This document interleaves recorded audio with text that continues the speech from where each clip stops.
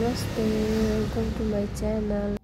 आज चाहिँ आलु र केराउको रेसिपी तयार गरौँ है त। पहिला चाहिँ कुकर राख्नुहोस्। कुकरलाई तताइसकेपछि तेल राख्नुहोस् आफूलाई चाहिने जति।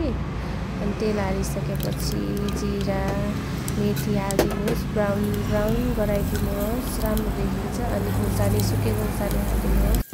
हालिसकेपछि राम्रोसँग बन्छ। अनि आलु हालिदिनुहोस्। आलुलाई चाहिँ थोरै फ्राई गर्नुहोस् होइन। आलु हल्का पाकिसकेको हुन्छ है। चलाउनुहोस् मजाले चलाउनुहोस्। अनि त्यसपछि चाहिँ हजुरले प्याज राख्न सक्नुहुन्छ।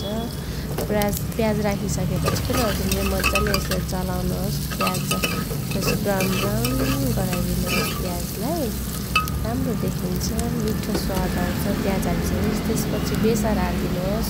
त्यसपछि मसला हालिदिनुहोस्। थोरै मसला हालिदिनुहोस् होइन। मसला हालिसकेपछि मजाले चलाइदिनुहोस् नपक्कै लाग्ने गरी। त्यसपछि हजुरले टमाटर हाल्न सक्नुहुन्छ आफूलाई चाहिने जति। अनि त्यसपछि नुन हालिदिनुहोस्। छिट्टो गल्छ टमाटर अनि छिट्टो नै बनिदिन्छ कि। अनि त्यसपछि ढक्कन लगाइदिनुहोस्। एकैछिन मिडियम गराइदिनुहोस् होइन, नत्र डढ्छ टमाटर। त्यसपछि हेर्नुहोस् त यस्तो भएछ। अब केराउ राखिदिउँ। केराउ राखिसकेपछि हिजो नै मैले भिजाएर राखेको थिएँ त्यही केराउ हो। मजाले चलाइदिनुहोस्। यसलाई मजाले चलाइदिनु, राम्रोसँग पाक्नु पऱ्यो नि त। मजाले चलाइदिइसकेपछि हेर्नुहोस् त। अनि मैले पिसेर राखेको मसला थियो त्यसलाई राखेर चलाइराखेको छु।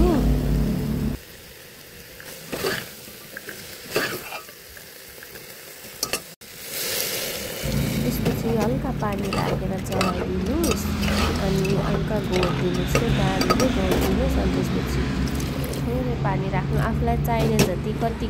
कति रस चाहियो होला त्यही अनुसार। अनि त्यसपछि ढक्कन लगाइदिएर सिटी लगाउनेलाई रेडी गरिदिनुहोस्। मेरो चाहिँ हेर्नु त सिटी लगाइरहेको छ। वाउ, मेरो यो केराउ चाहिँ किन हो, मैले 2 दिन भिजाएर राख्दा पनि खासै पाकेन।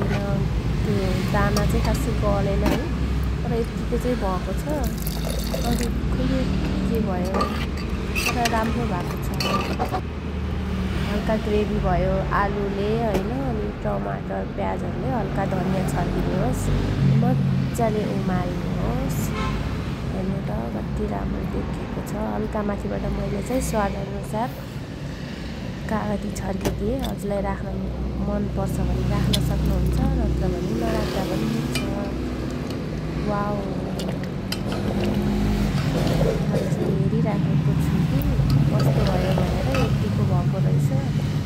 यतिको भयो मेरो चाहिँ स्वादिष्ट नेपाली स्टाइलमा, घरेलु स्टाइलमा। हेर्नुहोस् त यस्तो भएछ। रसिलो जाडोमा तातो खाना धेरै राम्रो हुन्छ, मिठो।